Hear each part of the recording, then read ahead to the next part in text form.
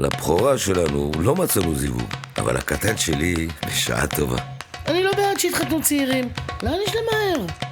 לי לא הייתה באמת חתונה. שברתי כוס בבית הכנסת וזהו. היא כבר הלכה על מזרחי שהצד שלו ישלם, זו המסורת.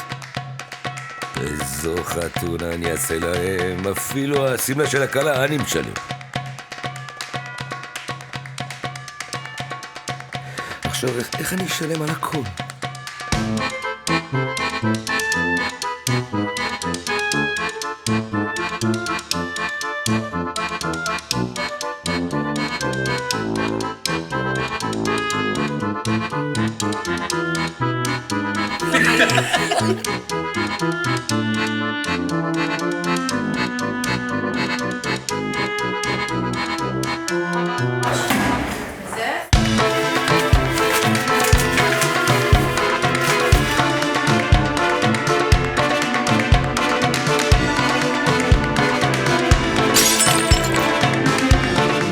אלברט, אני כאן כדי לבדוק מה קורה עד הצ'ק האחרון.